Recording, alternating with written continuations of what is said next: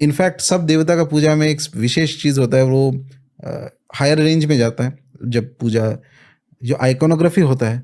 ये आइकोनोग्राफी कैसे आता है? कोई ऋषि ने, कुछ देवता खुद ही ये आइकोनोग्राफी किसी ऋषि या किसी आचार्य या कोई इनके जो सिद्ध है, इनके दिमाग में ही वो इम्प्रिंट कर देता है, इस फॉर्म में पूजा करो। आइकोनोग्राफी मतलब, ठीक है, और वो बहुत इंपॉर्टेंट है क्योंकि वो इमेज के अंदर उनका सब इंफॉर्मेशन उसमें दिया हुआ है।